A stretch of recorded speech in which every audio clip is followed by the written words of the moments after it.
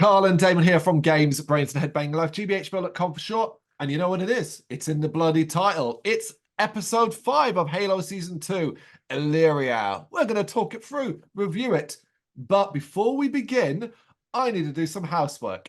And part of it is an apology. So, I have to apologize to Damon. So, if you watched last week's review, episode 4's review, you will know that I got very harsh with Damon at the end of it because I got sick of Damon's, what I believed at the time were outlandish predictions of things that would happen. Imagine me watching this episode and not just seeing one of them come true, 2 of them. I was outraged. And you know what? Going forward, say whatever the fuck you want, Damon. You're probably right anyway. Do you know what? I was outraged too because I said that just to wind you up. I couldn't believe what I was seeing, and I'm gonna really, as much as I love Halo, I'm gonna really lay into this episode proper. Ooh. Yeah. Because I got a second point to make. That's interesting. And we'll have to see where we get to those points. So my second point to make was after I watched this episode, I messaged you and said, I thought this episode was just okay. The first time I watched this season, I thought it was okay. On a second watch for the notes, I thought I was a little bit harsh. I think it's good. And it does a lot of good stuff. I wasn't really sure. And I think part of the problem is in my first watch, I don't really know what I was expecting. So... and that's a thing that kind of plays out for the entire episode, leading into what will come potentially in the next 3 episodes for the finale. Well, I'm now at a point with Halo where I'm not entirely sure I can see where it's going anymore. And that's both interesting because we spent so long building up to Reach. It's kind of like, okay, all right, we know it's going Halo rings. We know it's going that direction. We know it's going Flood. We know it's going that way. But how we get there isn't as clear cut. It's both exciting, but it does kind of mean we might just end this season slowly rather than fast paced. Yeah, I mean, don't get me wrong. There's bits in this episode which I enjoyed, Mm. but there's a lot which, although I'm not a major Halo fan, there's a lot which is really starting to piss me off with it, if that's the best word. Yeah, Okay, I'm yeah. interested to see what they are. One of my biggest my issue with this episode, if I'm going to be critical of anything, is that it is an hour long. It's an hour and 1 minute long, and I'm not entirely sure why it's that long for what Mm-hmm. happens, and that we could have had a bit of tidying up here. And it mainly relates to something that I'm worried I don't think is going to be that interesting, but we'll get to it and we'll sort of say. So Yeah. So basically, Master Chief. We pick up where we left off. We are still on Reach. As Master Chief regains consciousness in the battle in their hangar. He's brought back to reality as the fight between the Covenant forces and the survivors carries on, with Soren and Riz doing what they can to hold them back. Obviously, it still doesn't look good. We do get a good moment where John's kind of so disorientated, and he looks at Halsey, and Halsey says, look, hope isn't lost. And you kind of see out in Reach that the evacuation is happening. You're seeing ships taking off. Like, we are, like, this mission to try and help and get people off is working. And it was like, okay, cool. And that seems to energize Chief to a certain degree. He kind of gets back in the fight, and then everything goes quiet. And it's like, oh, have we won? Have we won? Have the Covenant retreated? Soren being a cheeky bugger. And we are going to get a bit more depth in regards to why Soren's like this, which I do quite enjoy later. Mm-hmm. Taunts the Covenant, a little bit of humor to lighten this moment more than anything else. And a brute comes crashing in. So I think, is this our first appearance of a brute? Yeah, I think so. I mean, right now, I think Soren has got a very good, interesting story coming up. I For hope me, so, I as mean, long as it yeah. doesn't get distracted by the thing that I'm worrying about. But we're going to cover that when we get to it. Well, my out there theory is I've got this really bad feeling that he's going to like replace Vanek in Silver Team. Got this Oh, okay. really bad feeling. Yeah. Um, I'm not going to say, because of all the predictions that you got right last time, I'm not going to say whether you're right or wrong. The only thing I would say is I think Silver Team's done for now. I don't think it exists anymore. Probably Mm. partially because obviously of what happens in this episode. But the group are saved by an arriving ship. And not what I thought Kai, obviously, because I said last episode, oh, we'll focus on Kai and how she gets a ship and all that. No, not at all. It's Soren's ship, with his wife Liara piloting and Quan shooting a heavy camel, which she uses to kill the brute. Sure. And here's the thing, like, I've got no frame of reference as to how or why this happened. The only thing that kind of bugs me, how the fuck did they know where they were? Like, how did they know they were in that hangar up there? Okay, so do you know what I mean? Like, that's my only, like, how did they know? Like, so to come, forget, I don't care about them getting the reach. We don't know about space travel. We don't know how fast. We don't know this. It's make-believe, right? But how did they know then this hangar and this hole up there is Soren and everybody? I mean, this is just a pure rough guess, but I can only think that there might have been a Covenant ship on top of the building. It's the only one with this on there, and it's the headquarters. That's the only thing I can think of. I would say it's just this. It's that they needed a ship to get off it. And that's Yeah, it. yeah, It's convenience. And sometimes convenience is what you have to do. yeah. So it is what it is.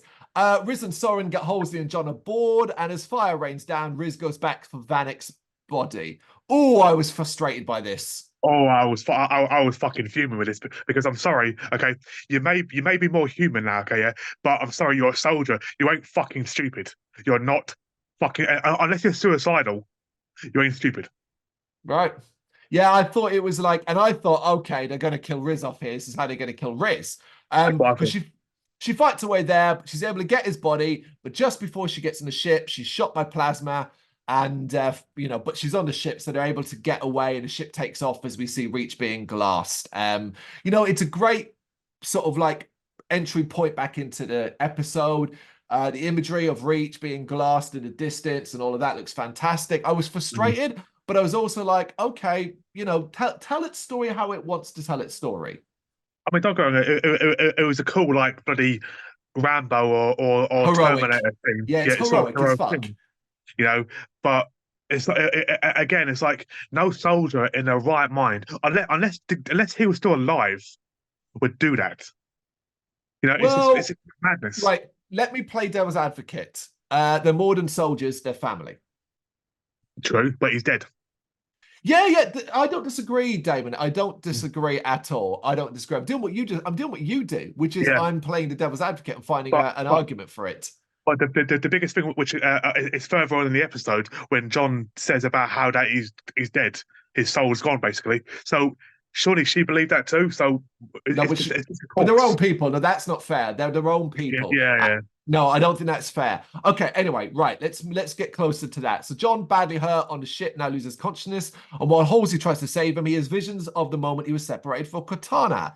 He also sees McKee's message to him in Sanctuary, and I forgot there's a third thing that you said last week that I need to apologize and because I yeah. dismissed as well. He also sees that Cortana was basically given to Parangoski, having struck some yet unknown deal with Cortana. So Yeah. clearly Parangoski is still going to play a major role in this show. Yeah, apparently she's like the kingpin of the bad guys. Apparently, No, so no. Oh, right, right. You're being super. You seem very frustrated by this. I thought you'd be I, fine with I, this because it just means she's the head of Oni. the problem, my issue is, and you might have that too, is that where we've had literally probably every episode has been top, top, top. Then we've hit sort of like a bit of a down one. So I suppose it's probably hit me more than I thought it would.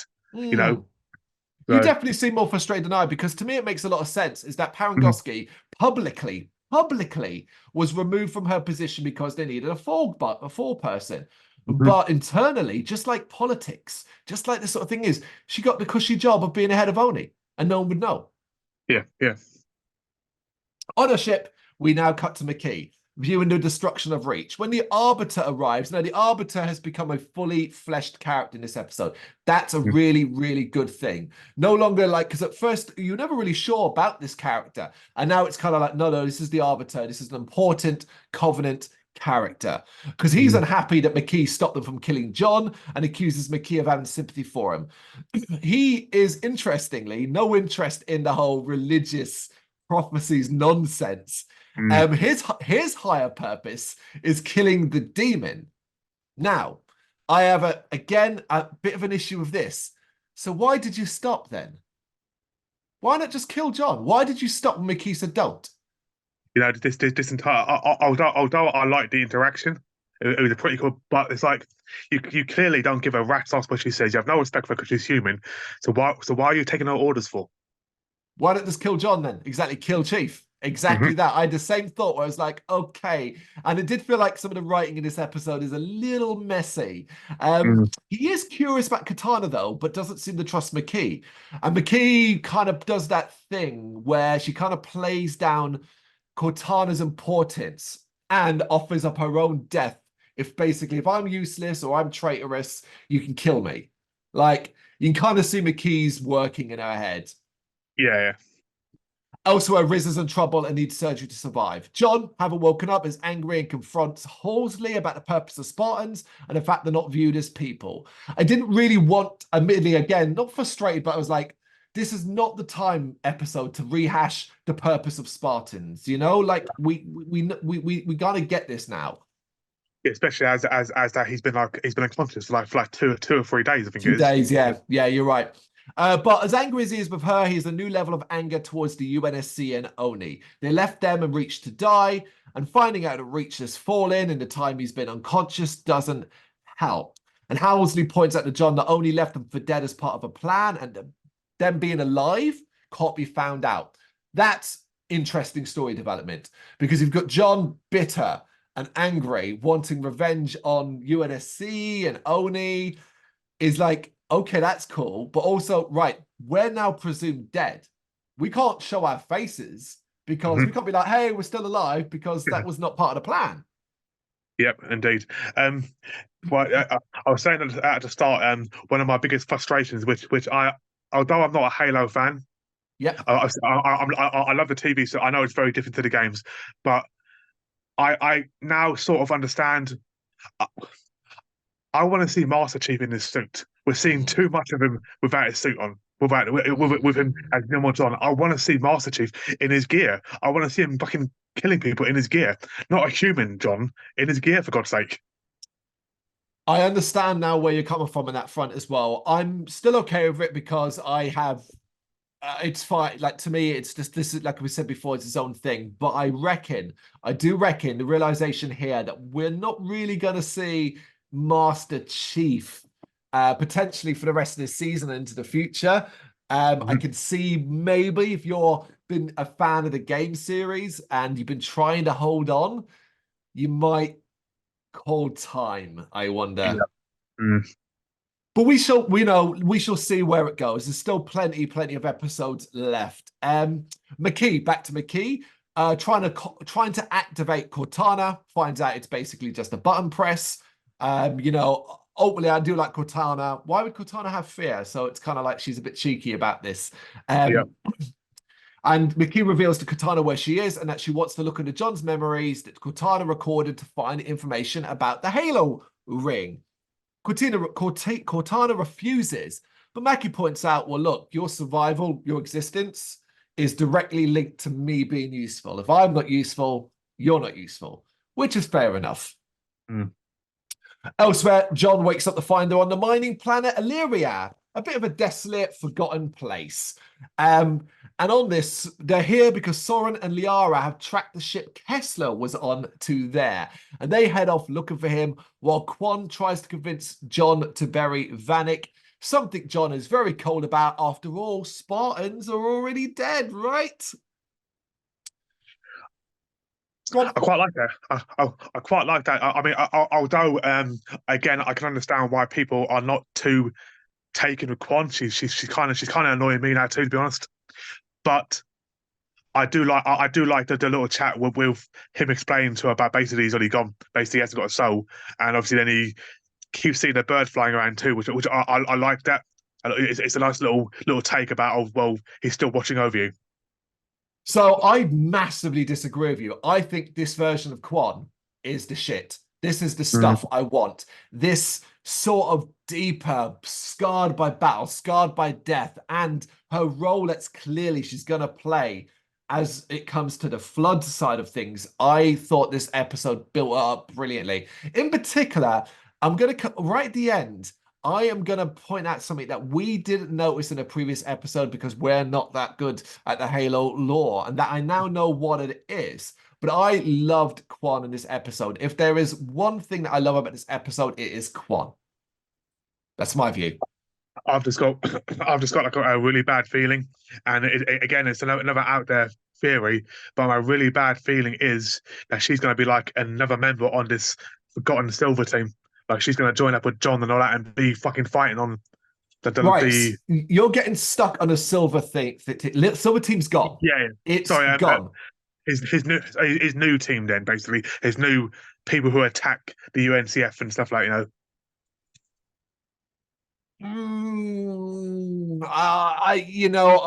I think I know where it's.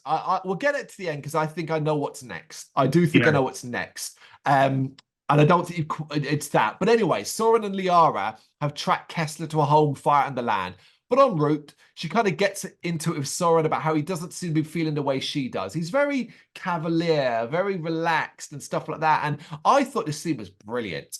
mm, Because she was just kind of like, look, man, I'm worried, I'm scared. You need to be this, feel this, because I need I need to see this from you. And I thought, yeah, you know what? This is how he always is. A little yeah. too relaxed. I also thought, oh yeah, of course she's wearing a bloody wig. Of course she is. Yeah, that whole bit confusion. I was like, hang on. When does she have black hair? But then obviously, yeah, obviously, it was actually obviously she put it on. Yeah, I mean, that's so distinctive. The moment she took that off, I was like, God damn, she blends in, doesn't she? yeah, Just because she's got such a unique face as mm, well. So with the yeah, silver definitely. hair, I'm like, God, of course that was a wig. Of course it bloody was.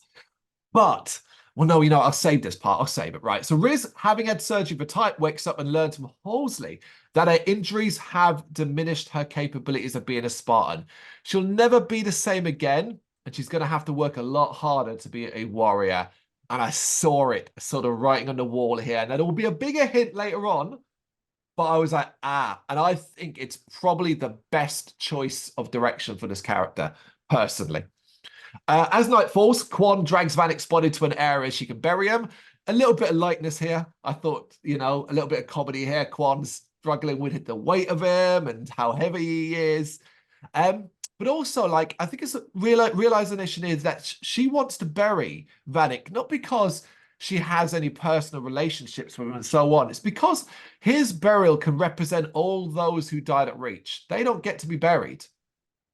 Yeah, although I was saying that she's not my favorite character, this whole scene is probably for me it's one of the best scenes in the episode because it's a proper deep scene there. Yeah, she's talking to him like he's still alive, and yeah. you can tell that she's been badly affected. Yep. Agreed. And it will tie John into it in a little bit in a really clever way as well. But first, Chief and Halsey discuss what happened on Reach, and John suspects the Parangoski was behind the decision to let Reach fall. Chief remembers her being there when Cortana was taken out of him, but that's something that Halsey thinks is impossible. I did get a bit annoyed. I was like, stop saying shit's impossible, Halsey. I know.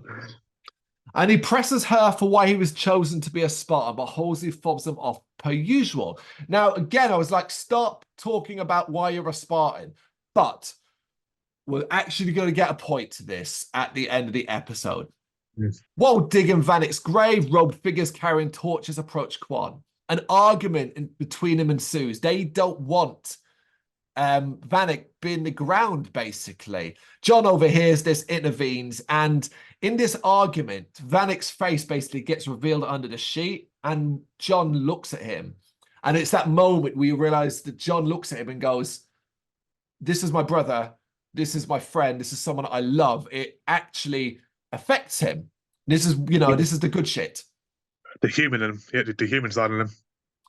And he agrees, look, Vanek won't be buried, but they can, in his words, put him in the sky.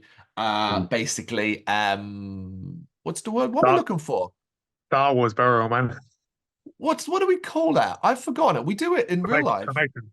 Cremation. Thank you. Yeah, The word went out yeah, my head there. Yeah, Star Wars, isn't it, yeah. basically? We need some Ewoks standing around singing songs at the same time. But Kwan's line here about there being a difference between death and loss was Mm. fabulous. Why Kwan's getting really fucking good as a character. Better than her running around as some sort of luck dragon. where she's just Yeah, like, say, a fighter. I just got this fear that she's going to turn out to be like bloody some massive hero and going She's around with machine guns and running through, shooting everyone, and like bloody top of Harley from bloody Hot Shots. what is this? No, because you are then forgetting what we've seen. This is where I get frustrated with you, because you are forgetting what we've already seen. The killing she's done has been bloody and brutal and bothered her. She does not want to be a killer. She has not been running with a gun or anything like that. She fights to survive now, but she also seems to want to ensure there's no loss. But we're building Quan up to almost be like not a magical character, but a character who's can foresee things to a certain degree. I'm not talking about visions and stuff like that, but can see what others don't in regards to where the real threat lies. I mean, as I said, if they avoid all what I said about the whole Rambo thing, then I think she had potential because obviously towards the end of this episode, obviously what happens.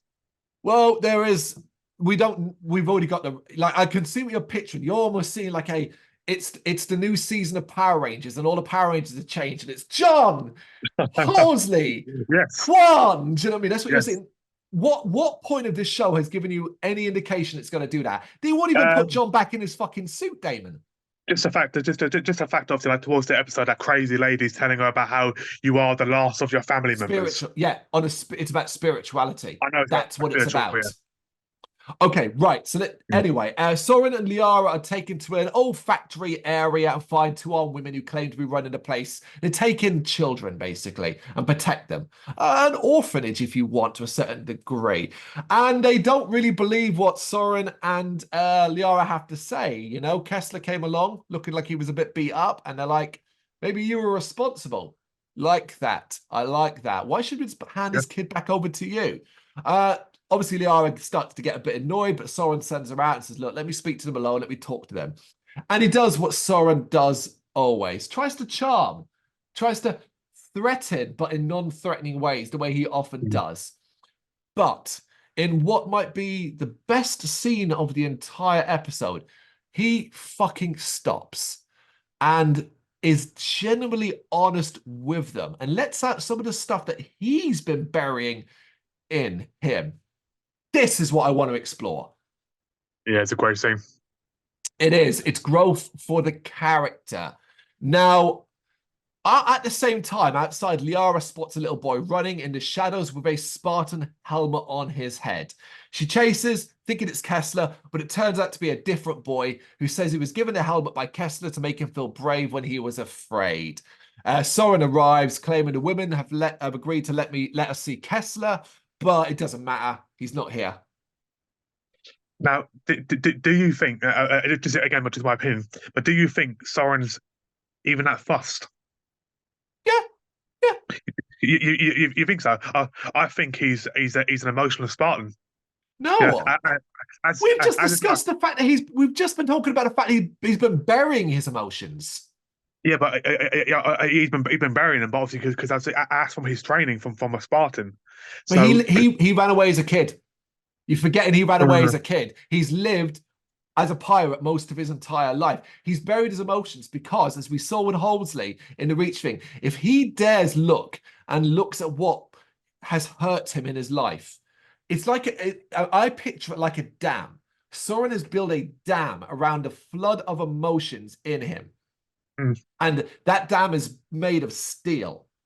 If he dares let that come down, it'll all just flood over him. There's a lot he's yeah, got to deal with. That's what I see. He has to be this way because he thinks this is what being strong is.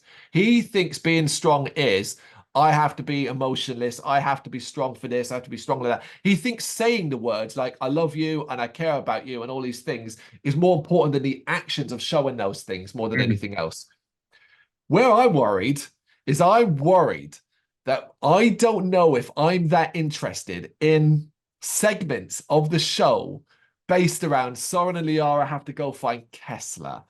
The mm. issue of this is I don't know if I give a shit about Kessler. I don't know Yeah. if I do. He's I barely mean, been in it, and every time he's been in it, he's running around with a Spartan helmet on, being a kid. And that can be frustrating to watch. It's like when a horror movie is based around a kid being haunted by a ghost. You're just like, oh, god damn it. Yeah, I mean, obviously they said that obviously he was taken by the UNCF, so I'm guessing they're all going to end up in the Stop same place saying that. anyway. UNSC. Oh, sorry, UNSC. But so I'm assuming that they're all going to end up in the same place. But they did manage to get a Spartan helmet, so who knows? Maybe John can wear it. So if it fits him, if it fits him. No. Squeezing it onto that melon of his. You have jumped ahead though there, so I will come to that in a minute. But the funeral for Vanek takes place, and during it, John pledges to become the weapon that carries out retribution for his lost friend by killing the Arbiter, the Covenant, and the Oni leaders that betrayed him. So just everybody then, John? Basically, Okay. yeah. Everyone's gonna die.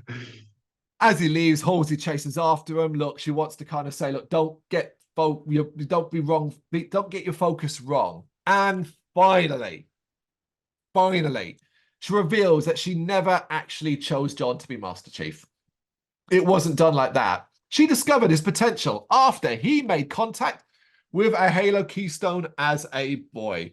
And that connection basically made him #1. Yep. And she begs John, don't go after Oni. Help me find salvation for humanity through the Halo ring. And you know what? I'm fine with it because this is what we knew. This is what we've said is going. Everybody believes salvation exists in the Halo ring. I don't know what the fuck they think's there. It's a weapon that can destroy the enemy, right? Well, Obviously, yeah. we all know that is not what the Halo rings are. They are fucking prisons. So we are going in that direction. But although I like the big reveal, I mean, it was pretty obvious what sort of well, it was semi-obvious what was going to happen with the reveal because obviously John's special. We know that, but I just think that the last two episodes they're trying to turn Halsey into a good guy.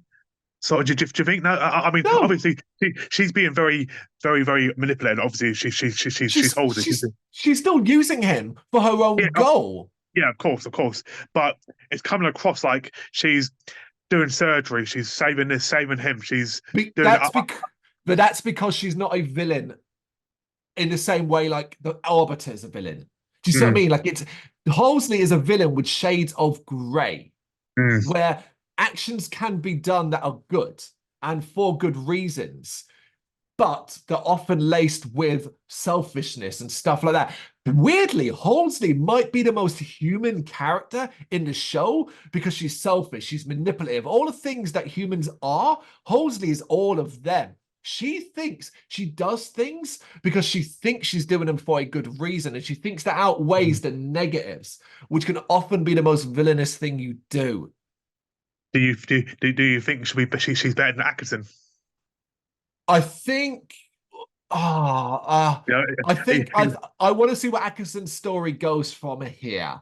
yeah. Atkinson, He's in this episode for about 2 seconds, and that 2 seconds, the one thing he does is just like, ah, you bastard. which is why he probably is going. I mean, what's great is that we now have several sets of potential straightforward villains. The Mm, Covenant, but bear in mind as well, bear in mind the Covenant are on a holy mission. They believe what they're doing is right. mm, Then you have everybody thinks they're doing the fucking thing that's right. And John's the of course. same. John is no different. He thinks, what, I kill all the Oni people, I kill the Covenant leaders and all that kind of thing. And woo, what, happiness will reign forever and I'll feel better. Yep. Nobody is right. Nobody is a good guy. Nobody's it is a mess. There are going to be some that are clearly, obviously, here's a villain, and Yeah. stuff like that. Some, but for the most part, it's all grey. And I love grey. Give me grey. Yeah. Definitely. Yeah. Okay, so Kwan is watching Vanek's body burn when she's pulled into a vision. The old woman. Remember her? The one that Master Chief John met in Sanctuary? And pretty sure she died. Huh. Appears to Kwan, claiming she's a speaker for all the planets, including Madrigal. Because obviously Kwan's just like, yeah, this is nonsense, that kind of thing. But when she mentions Madrigal, but the woman warns that monsters are close, and that Kwan has lost her purpose as the last of the Ha family, which is to be the protector of life. And in the most, oh my God, we really don't know Halo well enough to pick this up, and we should have done it at the time. Quan recalls the memory of being in that cave and rubble. Do you remember those paintings, those pictures, and all that? Yeah, yeah. Do you know what that is? I now know what it is. It has a name. It is the Flood Grave Mind. Well, there you go. And obviously, this vision, this spiritual connection with the planet is basically them all screaming loudly to someone who will listen. And it's Quan who has a connection because of her connection to Madrigal, a planet in itself, saying, that is the destroyer of everything. Forget the war between the UNSC. Forget what the Covenant want. They just want to destroy each other and then live in harmony, whatever. The flood is the end of everything. Love it. Well, there you go. See, I mean, for people who don't know the games like we don't know it that well, there you go. So yeah, so I didn't even realize that. I thought it was just bloody Aztec writing shit.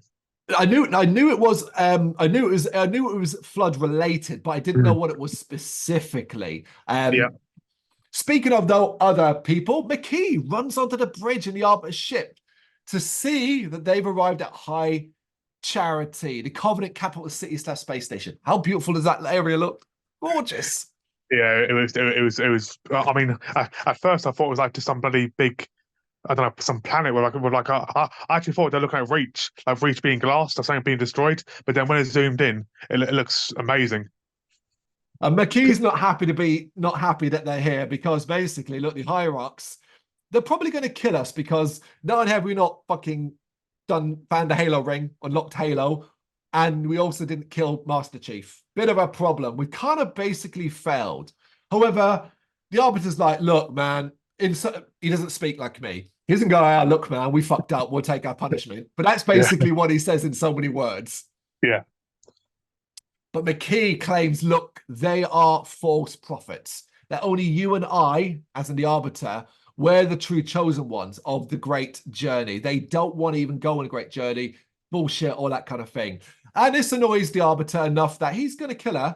You know, she's kind of spoken out of turn here. Don't be knocking the bosses, basically. Which, get in the bin, Arbiter, man. Don't be sucking up to your bosses like that.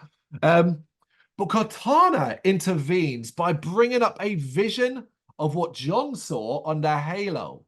The green, lush beauty with the ring and all that. It looks so beautiful, doesn't it? See, I have played 3 Halo games, the original trilogy, so I know what's on those rings. The Arbiter's stunned by it, kind of wants to know what he's seeing, and McKee uses that moment to inspire him, to suggest that you divine vision because of you, it's showing you and all that, and you should listen. Love it.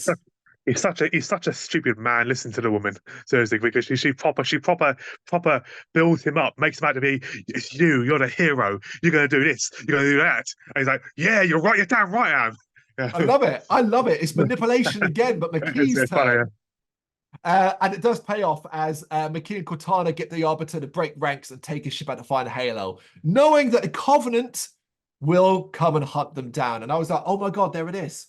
We're setting these 2 different factions being fugitives against their own fucking people, both with the same goal of getting to the Halo ring. And I was like, this could work. Yeah, it's gonna be some. I mean, if we ever get to finish these series, it's gonna be some massive, mighty battle. Well, forget that. We've got 2 groups with opposing views, but the same. It's crazy, and I'm down for that. But anyway, Riz finally gets on her feet and looks out the window and sees some locals on Aleria. They're building. They're planning to live here. And they're going to build houses and stuff like that. And she gets a little wave and she waves and all that. And I don't know about you, but that was where the penny dropped. I was like, yeah, I can see where this is going. Didn't expect it to go the way I did, though, and I love the way it went. Liara returns to the merchant who first pointed them towards the settlement of the wayward kids. She's not happy. Wonderful scene for the actor here who gets like I got scared. I was like, fucking hell. I thought it was a great scene until she pulled out her Negan bat. She was making that Negan bat. I know. But what I saw was you give Soren a load of shit, but sometimes threats and violence are possibly the only way to get things done. It shows her power and her ability to. And that's after where she reveals to Soren that the UNSC took Kessler. I think potentially going forward, we're going to follow 3 sets of groups. Mm, McKee, the Arbiter, although that will probably be just jumping to them occasionally. John, Halsey, and Quan for the Halo ring. And then Liara and Soren basically having to go to wherever the UNSC took Kessler. mhm. Okay, John is leaving and goes to get Riz. And Riz states that she's staying on Aleria and that her fight is over. And I was like, yep, told us coming. But Chief is a massive dick here. Now, I was annoyed. I was like, don't be this way, John. But I forgive him in a minute because, Yeah. yeah. And he tries to use Vanek and Kai's memories to kind of push her. But she's kind of made her peace. He orders her on her feet, and the pain that she goes through to get up on her feet, I was like, oh, John, don't do this to me. Yeah. But tells him that her revenge is going to be living a life. Like, she doesn't want revenge. This is my going to be revenged. I'm not going to be a tool anymore. I'm going to live a life. And in a moment where I forgive all of his shitty behavior, he pleads, he begs her. You're the only family I've got left, basically. Mhm. But Riz, and even in that face of that guilt trip, she holds firm, and John accepts it. We get an awkward hug, as you would expect from 2 Spartans. I get it, you know. I get why John's acting that way. He has no one left. He has Halsey, who if He she's doesn't even she's trust her. He doesn't even exactly. trust her. You know, No, I obviously 100% agree. he thinks obviously Kai and obviously Vanek's already dead. Well, you So would presume Kai was dead at this stage, wouldn't you? Yeah. yeah. But I was going to ask you, do you think this is the last we see of Riz? No. No. Yeah. I don't think so. I think keeping her alive was because they could have just killed her then, couldn't they? Yeah. I think it's like let Riz potentially, but doesn't mean we've seen. Basically, we might see the last of her, but I'm not 100% sure on that. I No. think once the flood become the problem that affects everybody, Halsey even tries to tell, look, if you stay here, Riz, you're going to be nobody. And I love that Riz is just like, yeah, man, yes, Yep. please, just let me be nobody. Brilliant. And then just leaves the dog tags. Brilliant. Yep, down for that. So Halsey and Chief join Soren, Liara, and Quan on the ship ready to depart. But there is a final scene. And, all the things that I was like, oh, God, I kept saying in my head, oh, man, I'm going to have to apologize to Damon. I'm going to have to do, I hadn't expected it, or because you're not the type of person to do that, but you hadn't done the I told you so. But this next scene had me going, oh, come on. And I really, really am willing to let this play out before I make any judgments on where it's going. I'm going to let it play out. I'm not going to say whether I like it or don't, because we haven't seen enough of why and what it means. But a final scene takes us to Onyx and Camp Curry, where Ackerson is debuting a new commander of his only branded Spartan unit. It's Kai. She did leave. Damon called it, and I thought he was being a right dick for even going to that route. And I was so wrong. I will say, it's not about her being the new Master Chief or anything like that, but it is about her leading a unit, Leading, yeah. which means she made a decision at some point. I can't defend Kai for this action. I still think she's done it from a good place. How? Why are you shaking your head? What do you mean, how? I mean, how? I mean, she knows that she knows that they took to armor. She knows that she abandoned her team, her family, Right, there we her go. family Stop home. right there. She Nope, abandoned her you don't family. know. You don't know any of that. Family. As Well, Vin, you don't as know. Vin, as Vin Diesel would say, family. No, but you don't know. But you don't know that she knows that's the case. As Then far where's as John? she Where's John? dead, Where's Vanek? dead. Come on, man. Oh, You are stretching, man. Seriously. So Atkinson told her, oh yeah, they're all dead. Everyone's yeah. dead. Let's get on a ship. Let's fly away. She's a Spartan, man. There's no way she would run. She would fight to the very end, like they did. And then humanity would be gone. You've Oh, they forgotten wouldn't. that part. No, She's but a it would Spartan, be. man. Yeah, but she's a Spartan, and they need a Spartan to lead the units. No, man. The I'm, rest I'm, of I.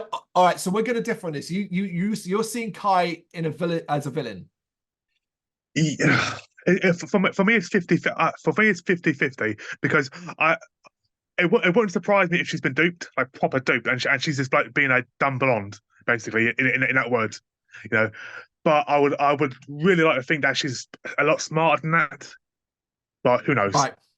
I think we've kind of touched upon there, but without the insult towards blonde people. Blonde does not Yeah. make you dumb, Damon. All In right. fact, she's It's had a rough hair. phrase. Yeah. She had Yeah. blue in her hair as well. It's a human phrase that's around. Yeah. No, but what I mean is, I think there's a level of dumbness. I think she, because I felt back to Kai as a character who, when she first removed her palette, and she, I realized she was more like than any of them, childlike. Mm. I think she's easily manipulated. She is easy to believe that John was compromised and beyond saving, that the rest of the team are dead, that she needs to be the inspiration to lead humanity in the big fight back off the Reach. I think she's easily manipulated. I think that's what it is. I mean, yeah, it's very possible, and let's face it, Ackerson is very, very, very persuasive. We saw that. We saw that. It's why we liked Ackerson as a That smile, character. man. I literally, he had one scene in it, and it was a smile. The smile who gave her actually walked out. It's like you bastard. Damon is that damn smile. That was the moment where Damon was lost. Damon is falling head over heels with Ackerson, the villain. I love this guy, man. I love this guy, man. Seriously, Vampire Diaries quality, man. Originals. I will say this though. After all the things I got wrong from this last episode to this, it's probably going to turn out that Kai's proper like, I'm the new Master Chief. Fuck you all. Kill everyone. Yeah. No, no. When she first walked out in the uniform, I thought, oh shit, are they going back in time now? But then when I saw Ackerson, I thought, nope. No, it's just she walks out to a massive military staging area, and we see a battalion of specialized soldiers, fleets of the UNSC, Pelicans and Condors. And at least it showed this as well, because we've got to look at this from a really hopeful angle as well, Damon. Yeah, yeah. This fight here. There had to be a fight here. Oh Like yeah. I Reach, mean, the loss of Reach wasn't the end of the UN, wasn't the end of humans. no, they definitely have a massive army and loads of ships, so there's Yeah. going to be a massive battle at some point. Well, it's going to continue. The war continues basically. Mm. But guess what that does? Kind of makes the point of the UNSC right, doesn't It it? does. Yeah, it does. Shades of grey again, isn't it? That's the thing, I mean, if they had stayed on fought on Reach, everyone would die. So I get it. I get it. Even though you think like you can't abandon all these people, but then it's like I can't. I understand. I get it. How could we The not? greater, How could we the not? greater good. The greater good. We said it in the last episode, great or good. And that's where we wrap up episode number 5. A slower, sometimes drawn out, sometimes awkward with some elements that don't quite fit in what we've seen to this point. But overall, I still think a good episode, particularly as far as character development for the likes of Soren, Liara, and Quan. It's set up now, I believe where what will be our next few episodes, our focus on different factions and different ways and so on. I'm probably completely wrong, and they're all going to stay on one ship. And the next episode, they'll find a Halo ring or whatever. But I think that's where we head for the time being, really, more than anything else. I'm happy enough to carry on in that vibe. Are you? Yeah, yeah. I mean, you'd like to think if they wanted to do that, that it would have to be like a 1 month later sort of thing or 2 months later sort of thing. I don't know. But I then don't obviously, know. I don't know what the purpose of any of that was. Because here's the thing. I don't know about you, but I can't tell you now. If you said to me, "What do you think is going to happen in the next episode?" No idea. nope, no idea. No idea. Same. No idea. But I'm excited to find out as always, particularly as now we're over the Ah, halfway point. I know what's going to happen. Ty and Atkinson are going to have a relationship. that's that's Yeah, out there. why I know. not? Yeah, why Yeah. not? John's gonna hook up with McKee, but now him and the Arbiter are gonna fall in love, and we're gonna get a sex scene between John and the Arbiter while Cortana watches. Why not? That's weird. Throw it all It's, out there. it's John and Halsey, man. John and Halsey. So, And because this show's not doing anything really like for what Halo fans apparently want, there won't be any flood. It'll just get to the Halo ring and it'll be like, oh, it's really flowery and green. Let's all live here happily ever after. And that's yeah, how Halo indeed. ends. Worst thing ever. No, no, no. I think if there's one thing we've got right, we've all got right, is that we are heading towards the direction of the flood. And that is going to be very exciting. Whether or not we get to it in this season, I'm not entirely sure. I think the Halo ring will be the last episode, either Yeah, landing on it, opening a door, darkness, chittering, all that kind of shit, like I've said before. But I kind of really, like I said, I just don't know where it's going. Either way, Damon, let's never forget this. The fact that we had stuff to complain about in this episode, I find that staggering about how much we've enjoyed the show up to this point. yeah. I mean, look. Every show has an episode where it has to be more like a filler episode, and this was a filler episode. It was, but But a it still filler had that did a lot of good stuff. Yeah. it still had a lot of good parts in this episode. Don't get it wrong, and obviously had a few obviously negatives. Yeah, It still had forward momentum. It still yeah, was moving things forward. Basically, it was like, okay, there's our reach done. Now we know we need to set up the next part. And so we're going to try and set it up, but not, they didn't want to clearly move too fast. yeah. Of course. So that will do. That will do. And that's it. We're going to stop there because once again, we have gone way too long talking about Halo, but hey, we've both got opinions and it's always fun to share them. That was episode 5, Aleria of season 2 of Halo. You got any thoughts? You know what to do? Let us know in the comments. Thank you very much for watching. If you'd like to see more content like this, please consider hitting the subscribe button. It is gratefully appreciated. You can find us over at gbhbl.com, our full website where reviews, news and so much more goes up daily. We're also on all social media platforms, Facebook, Instagram, Twitter, Threads, at gbhbl. Just search for gbhbl and you will find us out there. We also have merchandise on sale. You can access the shop via the website.